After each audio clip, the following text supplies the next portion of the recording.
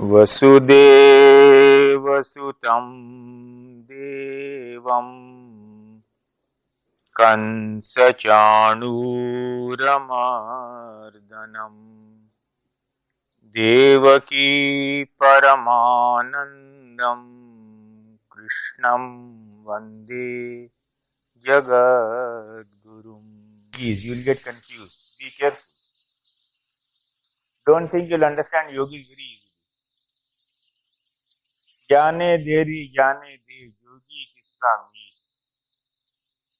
Mirabai has said in one place. Now, but the disciples went to him, met one day, talked to him, were highly impressed, came back and told their guru, well, you're highly impressed. He said, it's okay, but don't go every time.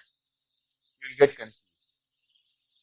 One day they went to him, came back, was totally confused, and when their guru asked what happened, he said, that man talks total nonsense. He said, what happened? He said, we talked about God. He says, I sleep on God, I eat on God, I defecate on God.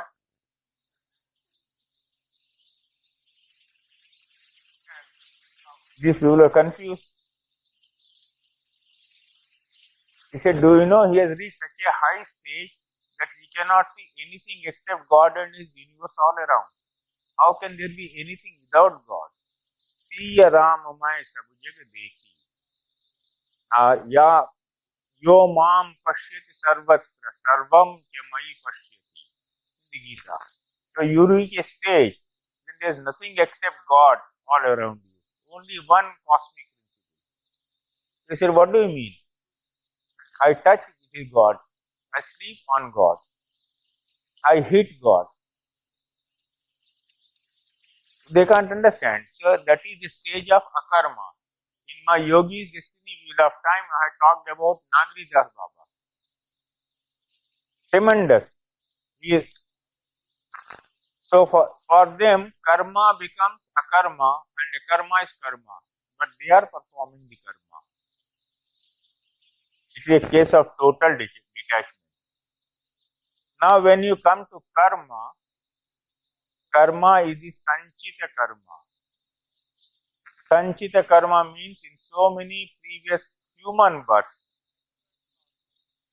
we have performed so many karmas. That is the totality of that karma. Out of that sanchita karma, what is allotted to me in this birth is reflected in my horoscope, that is known as prarabdha karma. Prarabdha karma is that portion taken out of the totality of my sanchita karma. Right? Sanchita karma is so much, a little portion taken out, given to me for suffering or enjoying in this life, that is my horoscope.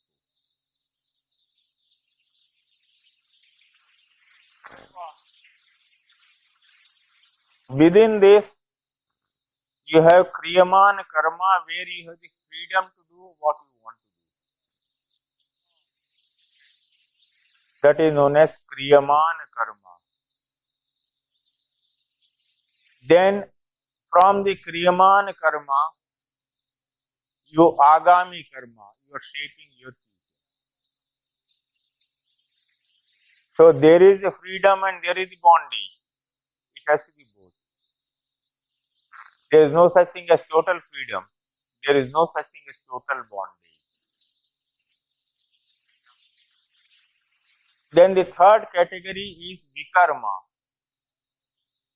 Anti-parental karma, anti-family karma, anti-society and inhuman karma. So karma, akarma, vikarma. Akarma leads to salvation. Vikarma leads to bondage.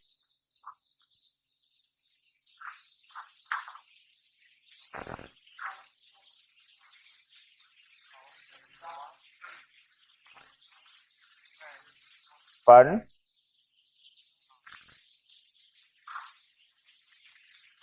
Then will you kindly drop on this?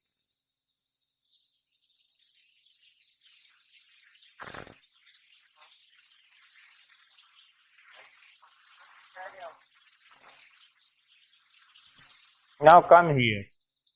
Vikarma leads to divine punishment, a terrible cycle of rebirth and endless suffering. Endless suffering.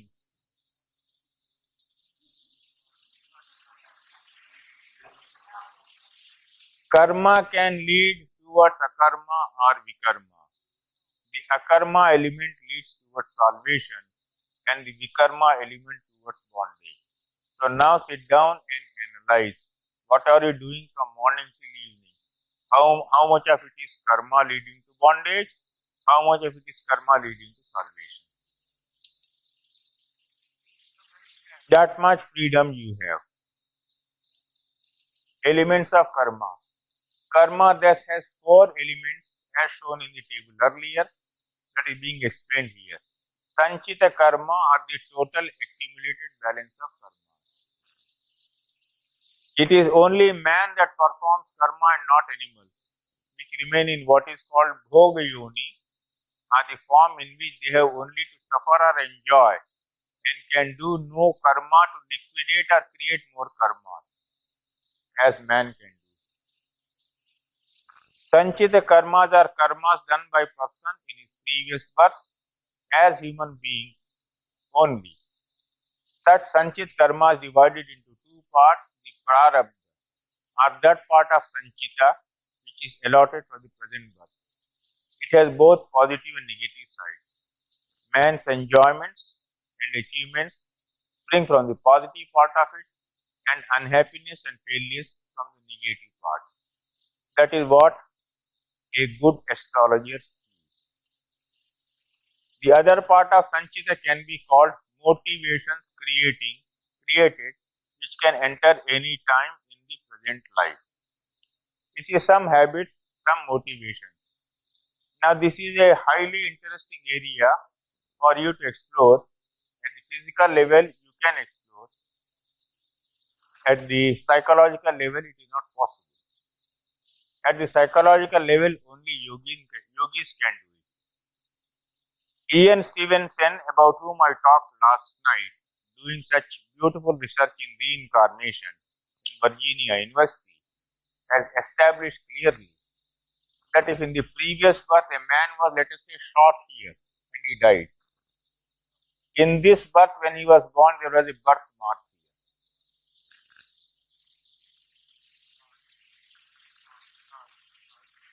here. Cases after cases. If I show it from Garud Purana in India, you say, well, it is in your book. But if I show it from Ian Stevenson Purana, you will accept it. Right? It is there. Ian Stevenson has given, beautifully has established the birthmark, the injury received in the last birth. You are born with that birthmark in this.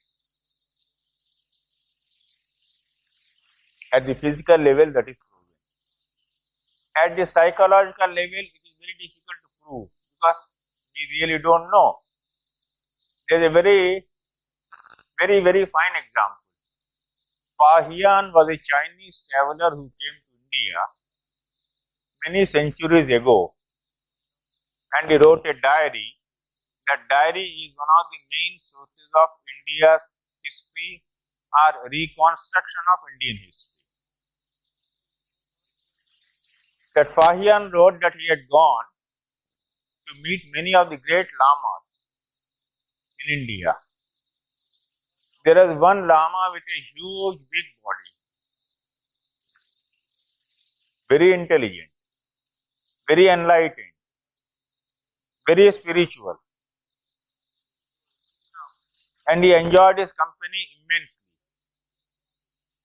But every time when he ate with the lama, he found the man eating in enormous quantities. The Lama looked at him and understood. And he said, look here, in so many lives ago, in such and such life of mine, I had done something very holy. I was an elephant and I carried on my back beautiful sacred texts. I served in a temple. As a result of that holy deed, I got human birth and I went on evolving. So, many of those tendencies start vanishing slowly when you begin to evolve from animal to human form. But one sanskara of my elephant incarnation remains. This food I eat.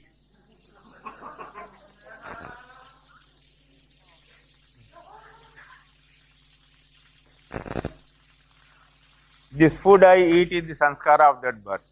So many times when I behave like a dog, some sanskara of my dog birth, canine birth is there. When I behave like a cat, when I behave like a rat, right? So all of us have some sanskaras, those animal sanskaras, canine, feline, bovine. Well, so now understand this. So sanchita karmas are like this. The human life, therefore, is the story of prarabdha and motivations for which those who believe in the effects of environment or heredity have no valid explanation. Human behavior is thus molded by four factors: environment and heredity, and prarabdha and motivations, which have their origin in past lives. I am putting the plural, not singular. Past lives. Motivations.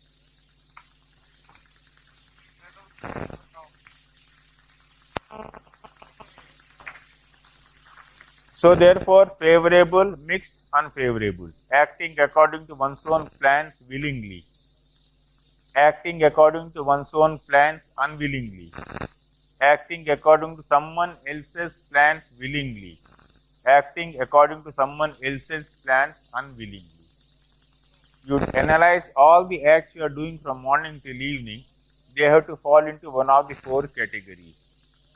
Why you are compelled into this situation? Because there is fate, there is destiny. Our meeting together, my discussing astrology with you in USA, inside this temple, there is some pledge of some past life of mine, because of which I have to come and discharge this debt here. I am very comfortable in my house in Delhi, right? Why should I move out all the way and come here under the compulsion of destiny? And my Guruji had told me when, as early as 1963, that is undischarged karma of yours. After that, you will be able to devote yourself more to sadhana. So it happens. Now we go to the next point. In these four types of actions, man has no choice. It is the compulsion of destiny that makes him do it all. Note, when a person does all this without any sense of happiness, he succeeds in liquidating his karma. When he grumbles and wants to force himself out of the situation, he creates further meshes of karma for himself. If there is something, if you try to grumble and try to force yourself out of it, you are creating only more entanglements for yourself. It is necessary to remember that no one can avert his prarabdha. Avashyameva bhoktavyam kritam karma shubhashubham na abhuktam kshiyate karma janma koti shatairapi. Prarabdha has to be suffered, both the positive and negative elements in it. Without it, the bondage of karma does not get exhausted, even in thousands of births. Suffer it cheerfully, it vanishes. Try to fight against it, you get more entangled.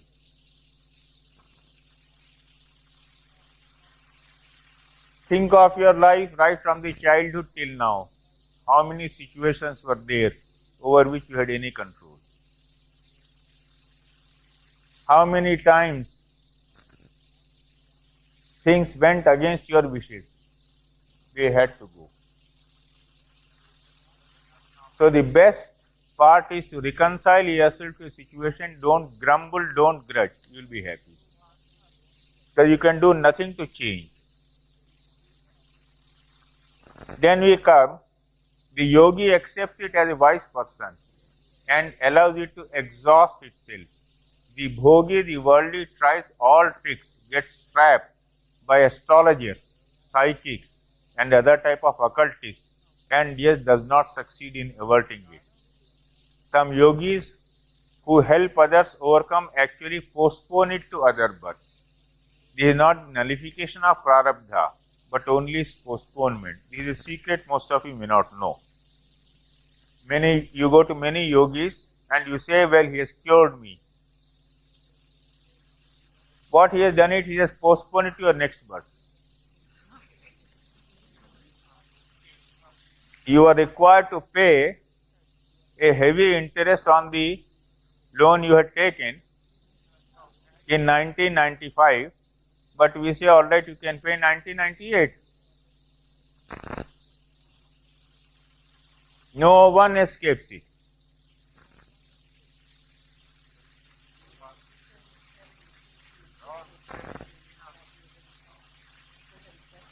No, if you are suffering, if you are doing your own puja, it's okay.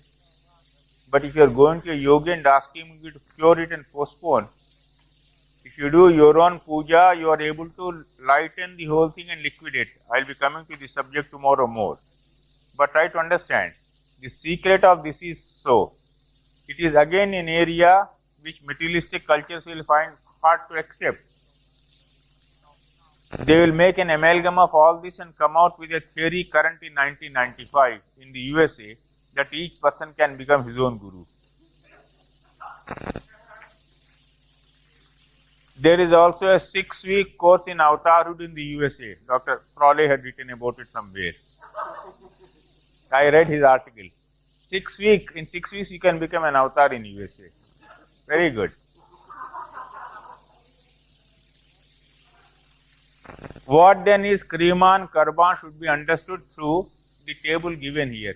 I think you wrote in that Yoga International, right?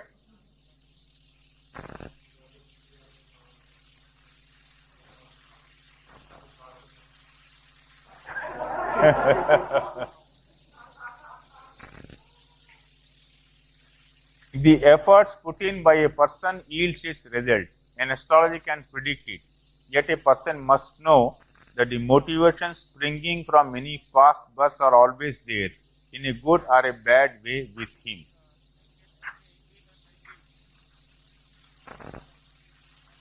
Now here I come to the subtlest element of psychology. There is no textbook of psychology anywhere in the world which can explain this. This is a yogic approach to psychology where the help of the astrologer should be taken. You see, when you are performing an action, you say, how much freedom I have. You have a lot of freedom to perform an action. But when you are performing an action,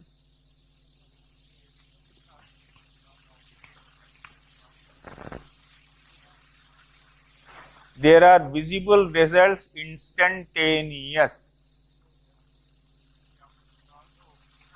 I will keep on giving examples now. Someone in Delhi ran into a terrible crisis. His business was getting ruined.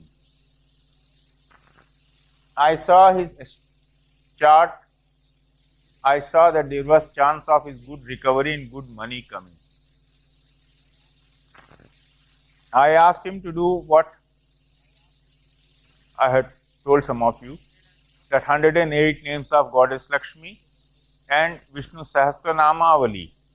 they went on doing. When the good period came, after about a month or 2 or 3, started turning favorable, and today they are very rich. Even by American standard, they are very rich. The house they have in Delhi costs 5 crores of rupees. That means how much?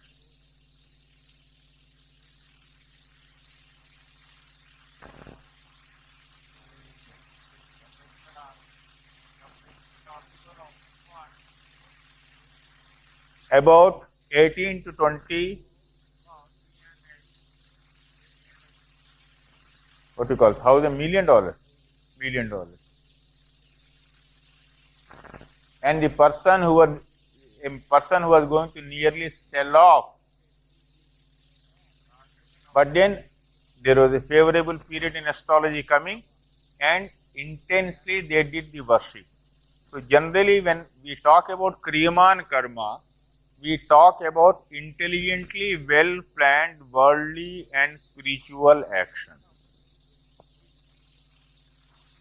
You cannot neglect your duties, that must be performed well, and you must keep alive the spiritual principle, because each planet represents God. So somewhere the results are instantaneous, somewhere they are delayed. In performing this Kriyaman Karma, sometimes your motives are pure and inauspicious, sometimes impure and inauspicious. When it is impure and inauspicious, you have heard of Maran, Uchchatan. They are words used by Tantrics, and I think this is some sort of a black magic. Everywhere in the world it is present. You want to capture someone, you want to mesmerize someone, all that type of things must be there in USA also. Doing some kriya against someone, they are all inauspicious, bad, impure ones. This Kriyaman Karma, if this A is combined with this, there is peace and prosperity both. If this is combined, there may be prosperity, but later punishment or destruction, in any case lack of peace. Now it is the area of failures of astrologers. Against this I have put a star. Perhaps invisible planets will give some clue. It is why when some people develop some pathological dependence on astrologers, they are miserable beings. Some people keep on consulting astrologers. That I call a disease. It is just unnecessary. Go take a proper guidance, shape your life intelligently. Why must you keep on consulting one astrologer after another? I thought in USA this mania was not there. But it's my 5th visit, I can tell you it is much more than India. They have consulted one, they have consulted second, they have consulted third, they have consulted fourth. They'll bring a tape recorder, they'll begin to play it, and I say, let me see. I find someone's voice, I say, who is this? Can I get such and such astrologer? I said, then why don't you preserve that when you are taking my reading? He said, no, I want your reading. I said, then after that you'll go to another man, play over it, and my reading will vanish. He said, yes, it doesn't matter.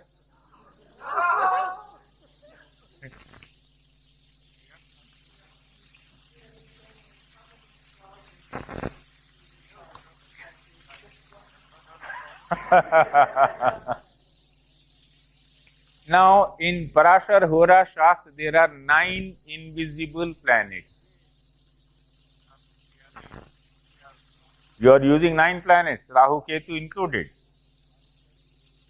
Then Mandi, Vyatipat, Dhoom, Upaketu, etc. Charles is giving in his program. Now, those 9 invisible planets are the areas for our research to understand this.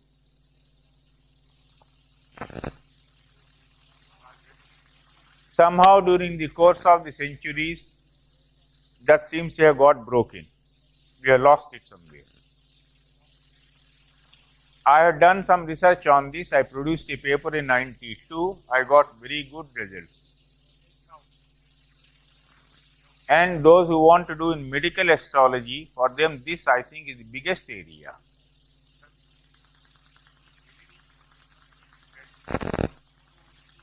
They know that human body suffers from 6 vikaras or defects. There is birth, then a form, change, growth, decay, and finally destruction. The prarabdha is what the body has to suffer. He who has conquered his mind and has reached a high state of divine wisdom does not look upon all these 6 defects as any cause for grief at all. In other words, he transcends. Kriyaman karma can help you to transcend your suffering. In astrology, we talk of favorable periods, particularly the Yog Karaka periods. I have noticed that men have suffered badly as soon as their Yog Karaka Dasha was over. Because in this period, instead of doing holy deeds and charities, they accumulated wealth, gained power, and became arrogant.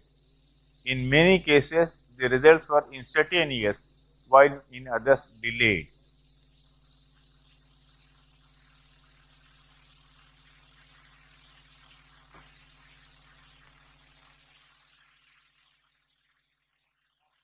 Very pompous, misbehave, ill-treat, and when the bad period comes, the whole thing begins to boomerang on you and begins to destroy you. A good period must be made use of creatively, beautifully, spiritually.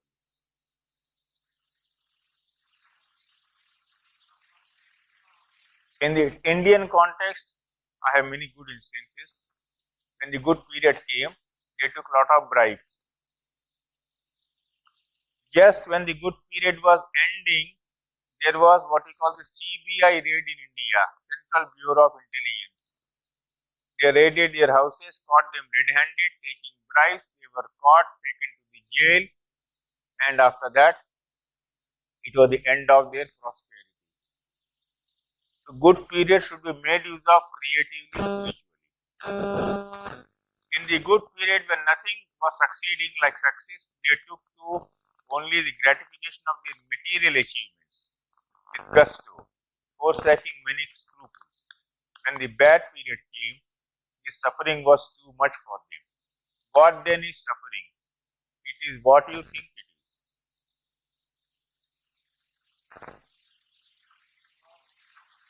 You are, well, I'll give you your own example of your country. A good example, those days when I used to read Reader's Digest. I read a joke about a very successful executive, a typical American executive, very smart, going to a sea beach, finding a fisherman in beautiful bright daylight sun, lazing in the sands there, lying lazily. Now this man who believed in formulas of success, he asked him, well, what are you doing? There's such a good sunlight. Why don't you go and catch more fish? He said, I've caught enough. Why don't you go and catch more? He said, what will I do by catching more? You can get more money. What will I do with more money? You can buy a comfortable house.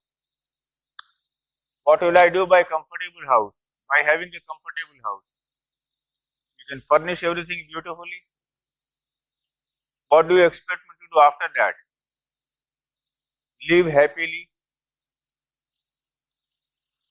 Then that fisherman looked at him. He said, what do you think I'm doing now? It is a state of mind. Happiness is nothing except a If you think by getting more money you become happy, you'll find you become more tense also. At some stage, you'll have to think intelligently about all this. I will come finally today to this horoscope.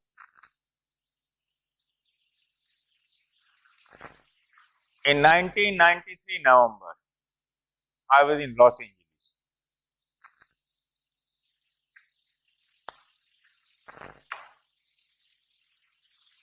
You don't have any details, Beth?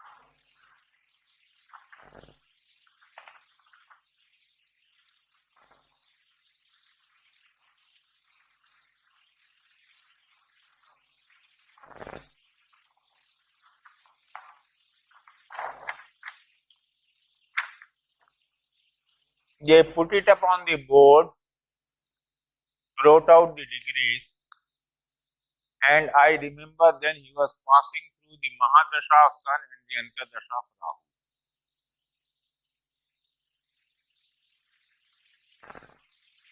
They didn't tell me whose it was. They put it up on the board and suddenly they said, we request Mr. K.N. Rao to discuss this horoscope. It was quite embarrassing, and it was my very first visit to USA and first astrological talk before Americans.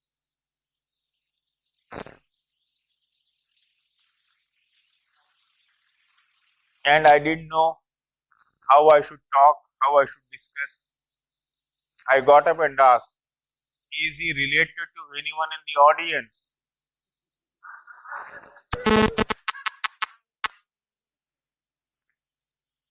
They said no. Then I said, can I talk freely? They said, please go ahead. Now follow the logic step by step. Prarabdha karma.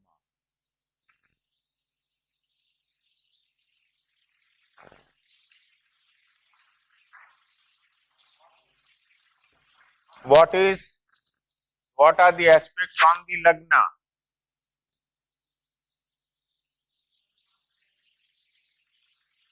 The 6th and the 8th lord, right?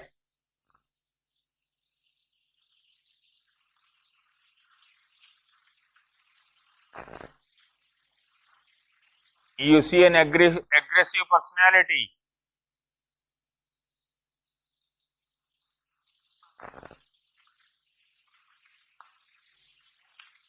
Now see the moon. Where is the moon?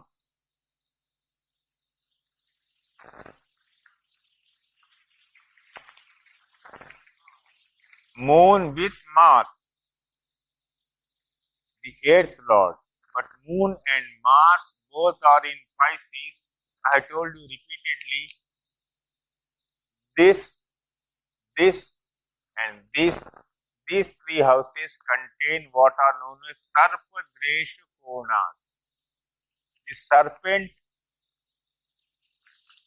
what you call, how do you pronounce it?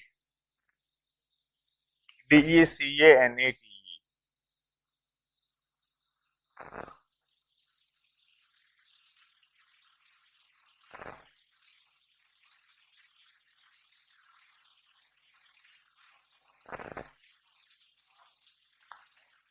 Are in Cancer, Vrishchika and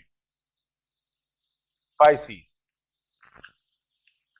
We'll generally take second and third of Cancer, second and third of Meena, but 1 and 2nd of Vrishchika. Though there is controversy about it. Now what do I see?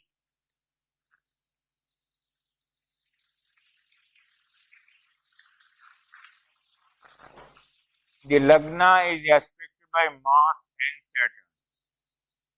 Where is the ninth lord gone?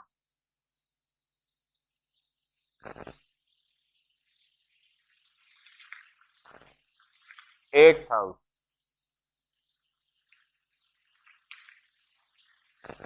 Which means deviation from the accepted norms of living of the society to which he belongs in USA.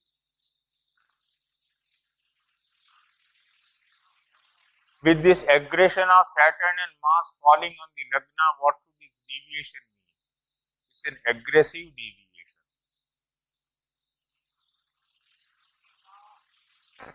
The Dasha is the best thing always. But the moment you look at the Dasha, you know what is happening to the person concerned. The Dasha was, I told you, Sun Rahu.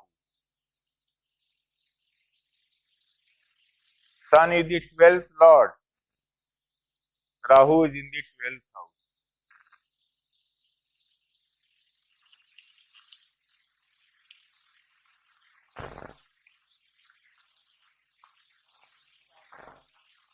In Delhi, I had got done a research by some students.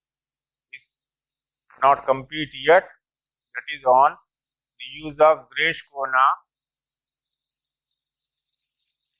or Deccanate. Is that how you pronounce? Deccanate. Okay. Is the pronunciation, is the spelling correct? No. Here another A. Okay. Now, Simha Rashi or Leo contains one deccanate which is known as Nigada, which means fetters. Chain, CHEIN, chain, FETTERS, fetters. Right? Sun Rahu period I saw, and this combination I saw. Then I went to the Navanta and other things. I made my calculations.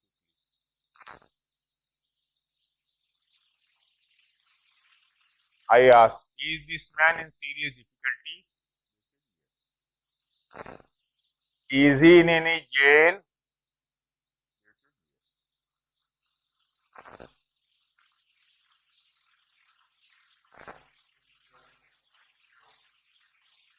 Pardon? Middle Deccan, most likely. It is given in, I'll send you, I think in one book of mine or Dr. Charak's book it has been given. Somewhere in one of our books it has been given. So Nigarda Deshkona. That means fetters. FETTERS. NIGALA. You write as NIGALA. All the 36 Deshkonas are made use of in 36 different ways. That in itself is a subject matter of research. But I have made a very effective use of it. If you see my book, Astrology, Destiny and Wheel of Time, Crime and Guru's Grace, there I have discussed this. Now,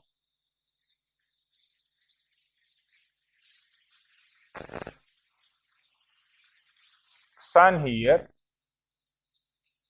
Rahu here. Then I said, is in a jail. They said, yes. The Sun Rahu period was preceded by which period?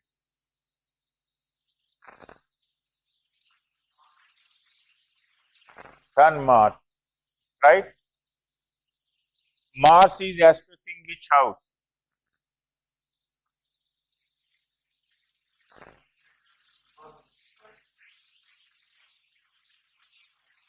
10th, Lagna, and the second house. Saturn is also aspecting the 10th house. Saturn, the 6th lord also, Mars, the 8th lord, both aspecting the Lagna and the 10th house. Sun and Mars period is over. Mars is aspecting the Karmasthana, 10th house. So in Sun, Mars, he has already committed some crime. Clear? And in Sun, Rahu, he is in jail. Clear? Go logically. In Sun, Moon, which came before Mars, he got involved in some sexual activity in the 7th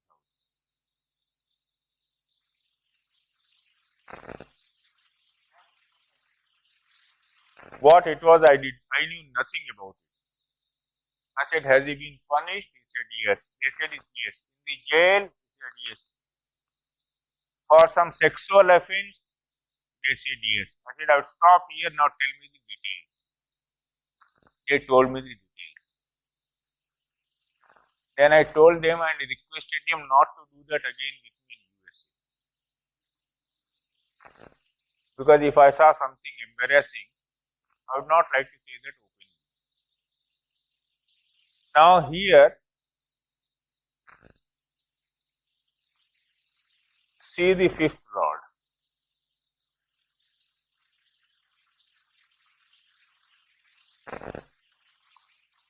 Retrograde Saturn with the 7th lord, Jupiter, both in turn aspecting the Lagna. From the moon,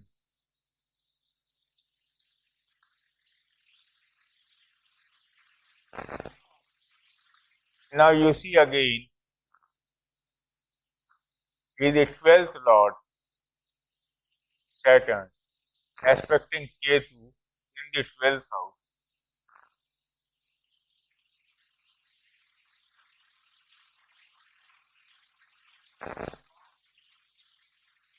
From the 10th house, from the moon. And here, the 12th lord is Sun with the 10th lord. So it shows in a spiritual horoscope, it will show seclusion away from the society doing sadhana. In a non-spiritual horoscope, it will show crimes committed secretly. Same combination. The horoscopes of criminals and saints more or less generally are the same. Both have the same tendencies. Both withdraw from the society.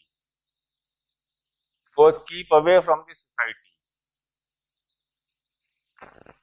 The finer distinction comes in when you begin to see the spiritual combination and a good dasha, and a non-spiritual combination and a bad dasha. It's a very, very thin line. Similarly, the horoscopes of fine yogis and madmen, neurotics, will more or less be common. So they have become totally non-conformist. You know, a psychotic creates a world of his own and he lives in that world. A psychotic. And a saint or a yogi also creates in his own world and lives inside that. Now you take this horoscope as an example and work out the details. Chakrapani has got it. Correct one. The more you work on it, the more you see the compulsion of destiny of that man. It was very unfortunate. You will not hate him because he was killed last year. 94 November, you know, he was killed. So that is how life goes on. Now I'll post 2 or 3, 4 questions to you and stop.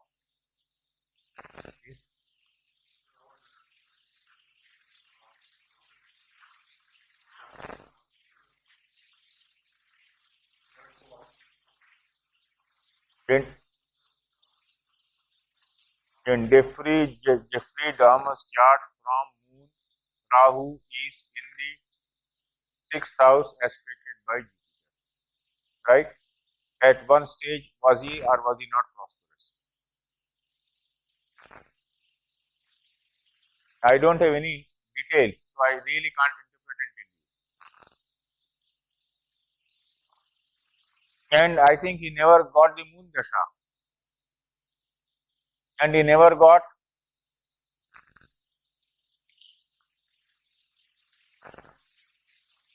We don't know what happened in Venus Rahu. We'll have to find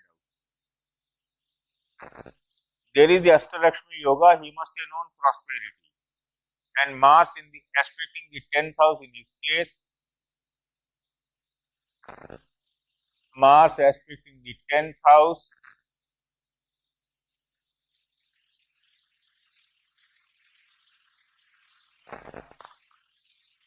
Did he have any army career?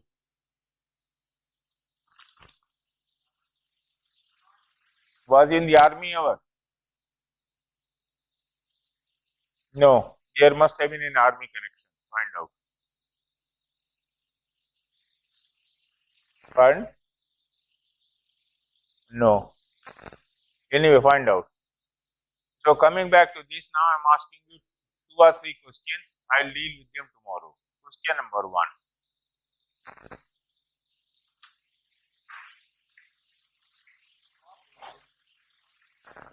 What is it that you expect from your children, those of you who are parents?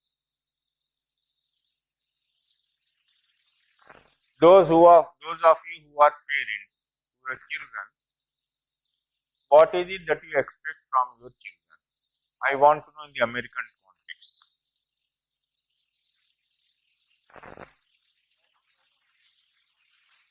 Have you ever seen your own horoscope to find out whether you are likely to have qualitatively the type of happiness you want from your children?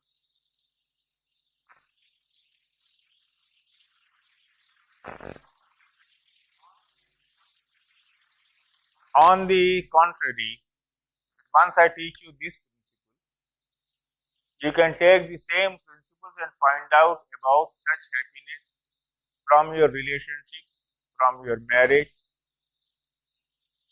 from your siblings, from your parents.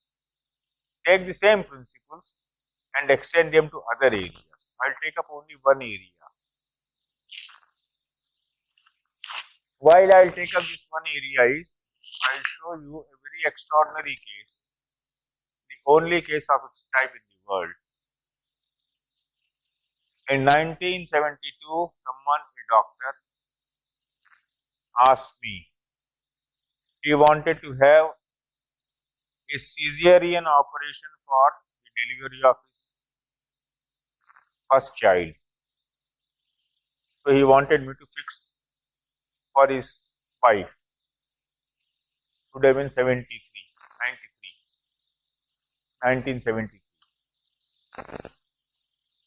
I had given him some predictions. I said, okay. He wanted to go to England and do higher studies.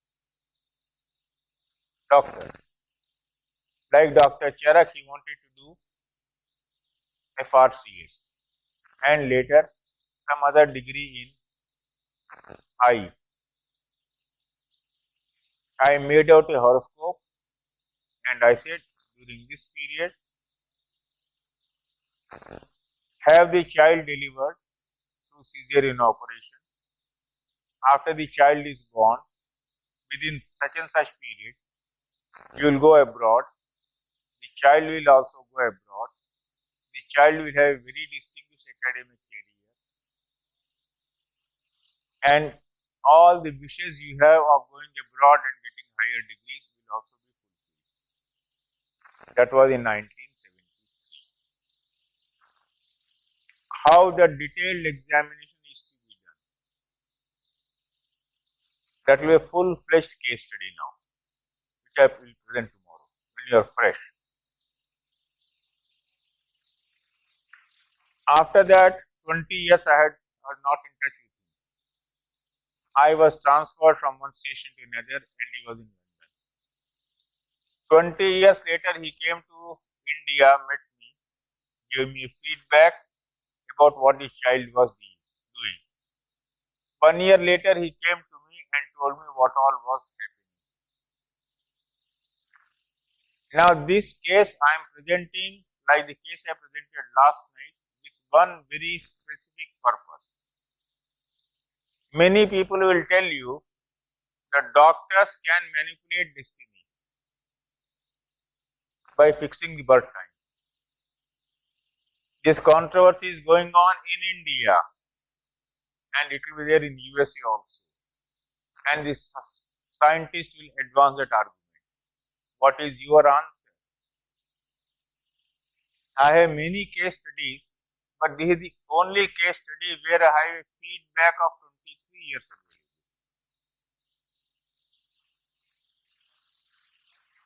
8 years, 10 years I have, but I will not talk about it unless 18 or 20 years are over. That is one. Second,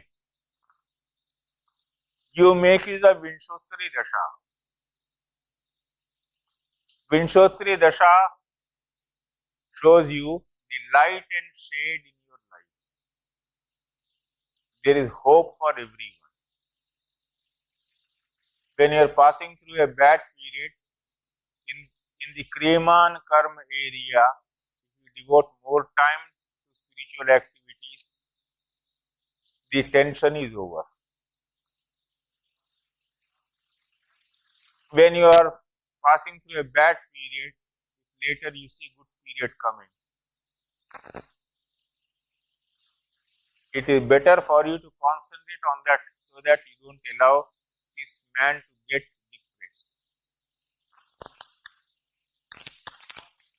In other words, astrology as a piece of counseling is based on the solid reality of a correct analysis of a horoscope. Cases after cases I can show you. It is not based on anything vacuous. It is not anything like simple consolation. It is based on the solid reality of a correct astrological analysis. So that's what I'll show. I think today we should stop here.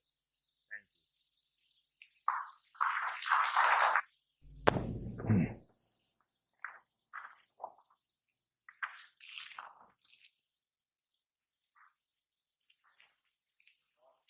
you. The ascendant, you have got 10, right?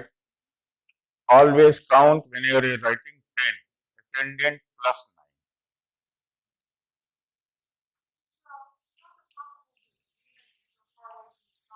9. I'll come to, yes, it's a good question, I'll tell you that. I have given you the Navansha, right? It is not a birth horoscope. Now note down another Navansha. Meena, Pisces ascendant. Please note down, not Nava, I am dictating a Navansha. I am going slightly deeper today. I am dictating a Navansha. Pisces ascendant. Pisces, right? Third house, Taurus, Jupiter.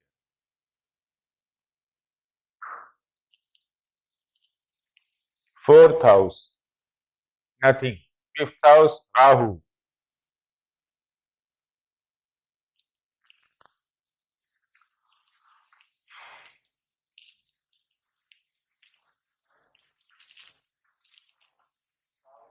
Fifth house, Rahu.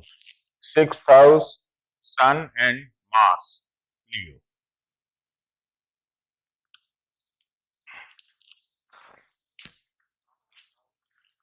In Leo's, Mars and Rahu. In 8th house, Libra, Venus and Mercury. Duster नहीं मेरे पास यहाँ. Venus and Mercury in Libra. Saturn and Ketu in the 11th house, that is Makar, Capricorn. Moon in the 12th house. Right? These are the two Navanshas. Now I will give you, now please note down to birth horoscope and Navansha. I will dictate.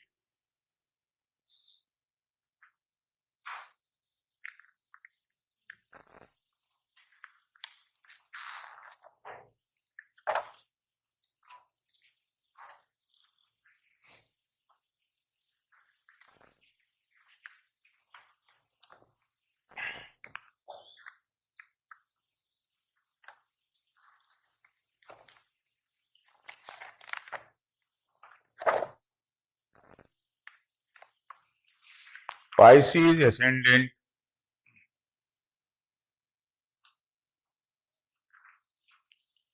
in the third house, that is Taurus, Mercury retrograde.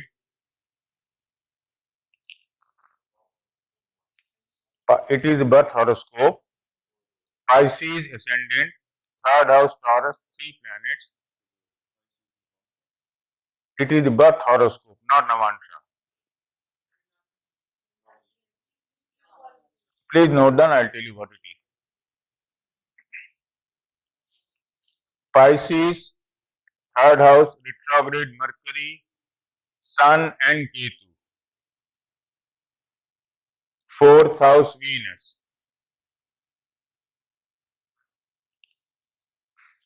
Sixth house Leo Jupiter.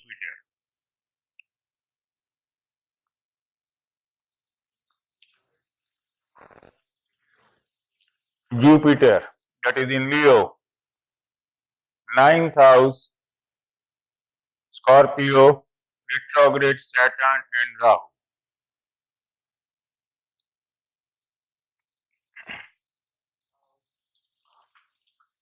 Tenth house Pisces, Sagittarius Moon. 12th house Mars. 12th house is Aquarius. Now please note down the Navansha.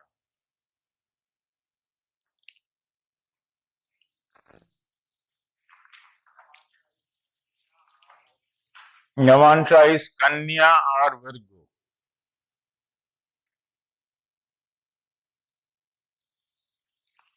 with the moon in it, in Virgo.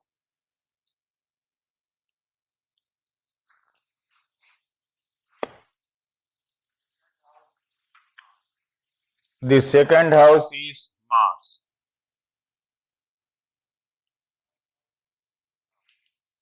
The third house is Rahu, Scorpio. Sixth house in Aquarius, Venus. In the eighth house, Jupiter, Mercury, Sun. Aries. Ninth house, Ketu.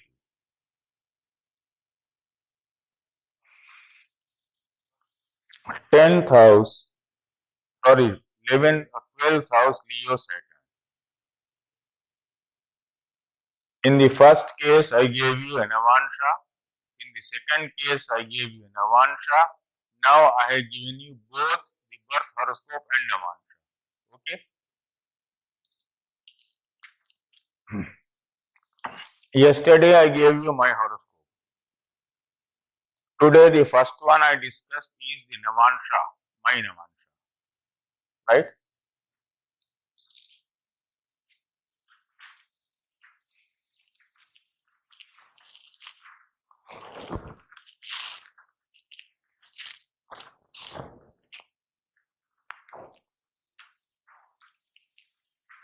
Everyone is born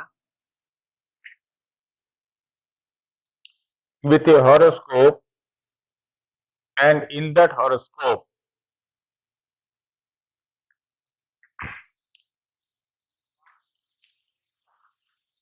you find the limitations. Every horoscope has the area of limitation. An area where there is not much of freedom to manipulate. An area where there is tremendous lot of freedom to manipulate. And the dasha has to come, a very favorable dasha, for you to do it. The danger of learning Vedic astrology is much greater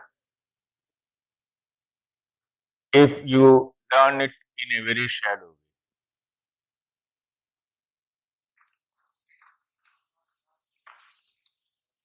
if you do not learn the Vedic astrology properly and in depth.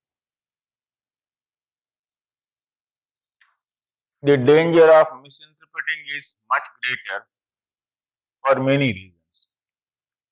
In India, out of 20,000 practicing astrologers, 19,995 do not know astrology.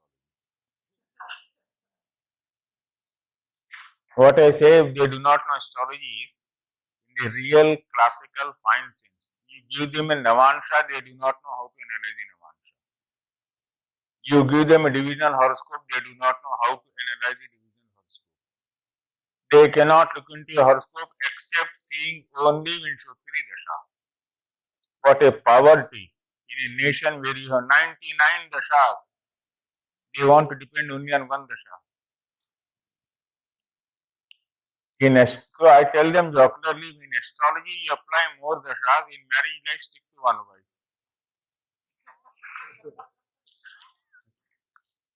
wife. Right? So now, there are so many ways of looking at it. If you have my horoscope, please see the fifth lord in my horoscope, in the birth horoscope. Saturn in Sagittarius, right?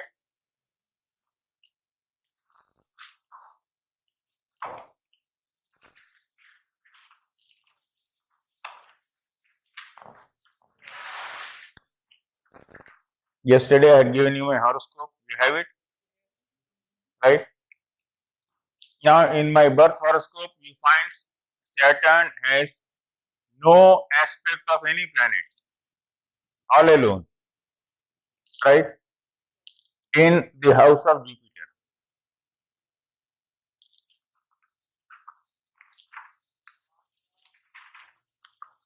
In the Navansha, who is the fifth lord now?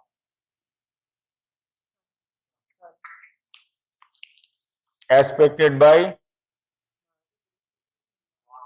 and Saturn. Now see that Jupiter's influence continues on the fifth lord, but the axis is Leo and Aquarius.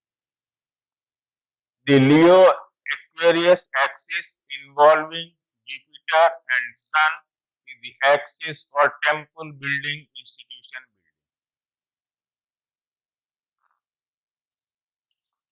building. Right?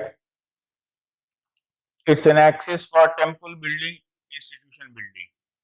In India, I have been associated with the building of at least 40 temples and ashrams at some stage or the other. Right? Leo Aquarius axis, and Jupiter and Sun are the temples. Now what I call the subtle yogas are to be seen in the Navansha. In the chart I put up before you here, 1, 5, 9, 2, 6, 10, 3, 7, 11, 4, 8, 12, examine in BH and NL. I'll use these words BH and NL in my books also and in my talks also. BH is birth horoscope, NL is Navansha Lagna, right? That saves a lot of my space. BH and L. And then the word used is Purushartha. Stage is the effort season. Englishmen distorted our history. We use the word Purushartha, even moksha is a Purushartha. Even when you are striving for liberation, moksha, that is also a Purushartha.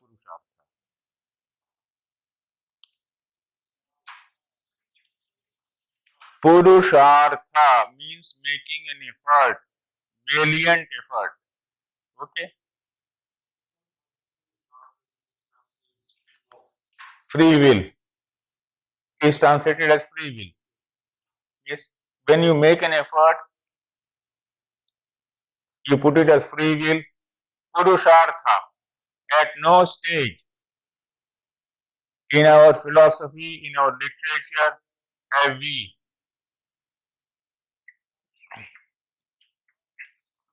stopped using this word. We always use this word Purushartha. I don't know why Englishmen, in the 300 years of distortion of Indian history, went on saying, Hindus believe only in fatalism. No, Hindus believed in Purushartha, but intelligently. How intelligently? Every horoscope has a weightage. When you look into a horoscope, you can see which are the ones getting more weight. 159, 2610, 3711, 4812. Simple balancing. And once you have balanced, you know this man's life energy is going into this Purushartha mode.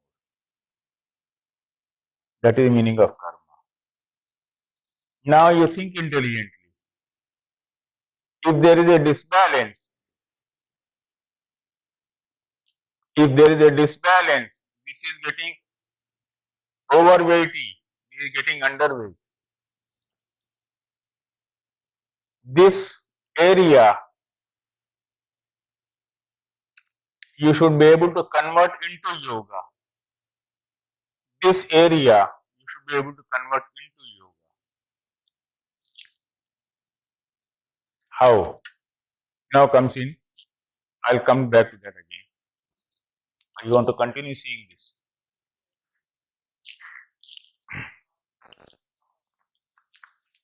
I am earning, let us say, a lot of money.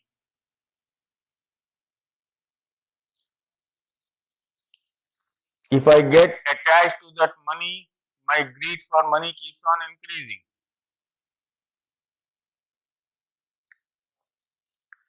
If I get $1 million, my greed increases and I want to make it 5 million. Then I want to make it 10 million. It keeps on increasing.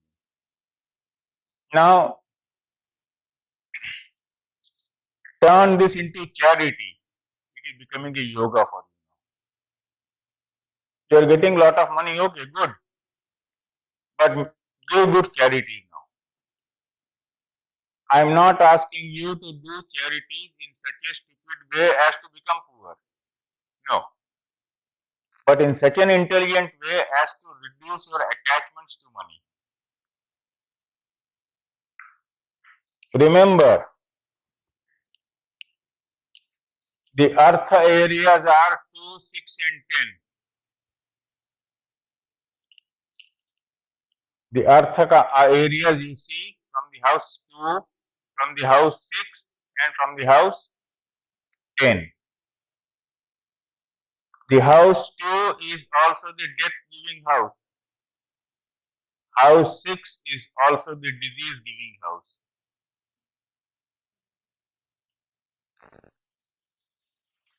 Right? So, good intensity of effort. It is where the Purushartha has a lot of meaning. The Artha. Money comes. Now you can turn it into yoga in the sense you are detaching yourself. So, yoga is essentially the art of detaching yourself from something of a lower nature and attaching yourself to something higher of a cosmic nature. That is yoga. If you ask me what is yoga, my explanation is the very simplest possible explanation. All of you here, at some stage or the other in your life, have or even now have been climbing up ladders physically or not. Physically, ladder. Now what do you do when you are climbing up in a ladder?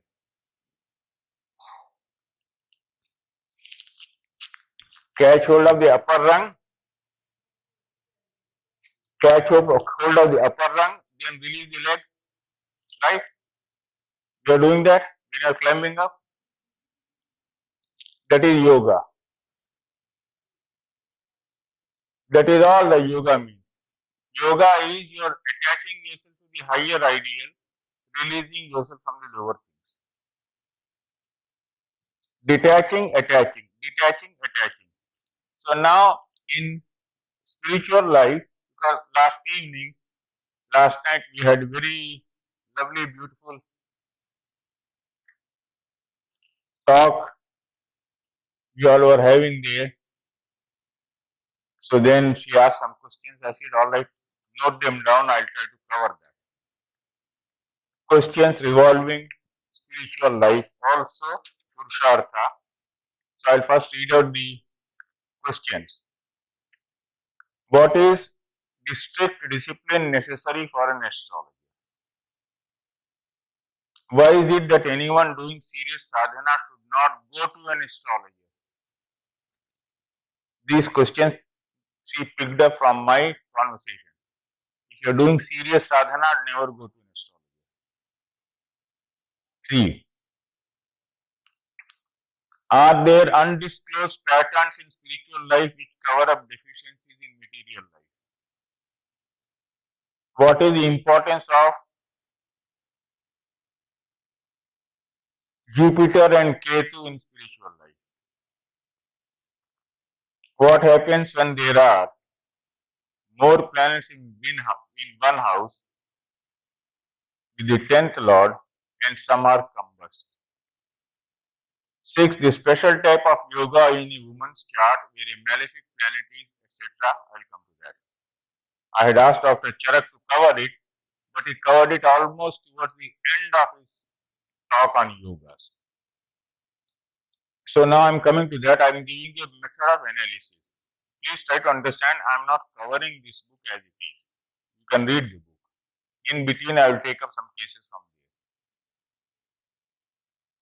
there. So don't expect me to cover the book as a text course. I am giving you enough material from outside that. I brought this time this one. I used to carry 3 earlier. This time I brought only 1. And carrying 3 earlier almost made me feel I was carrying a newborn baby always. At least that much weight was there. Now, birth horoscope and Navansha you must examine invariably. If you come to a conclusion without examining the Navansha, your analysis is 60% wrong.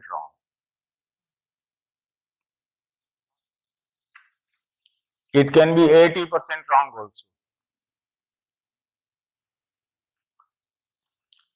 In my book, The Nehru Dynasty, I have shown you a method of analyzing the birth horoscope by taking the birth horoscope, Navansha, Dashamansha, I combined all the 3, made one table,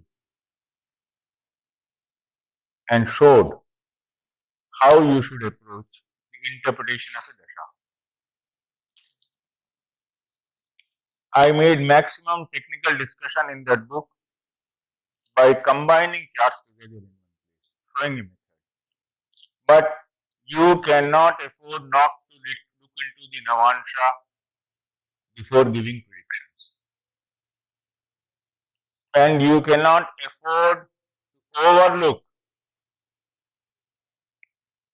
the aspectual yogas also in the Navansha.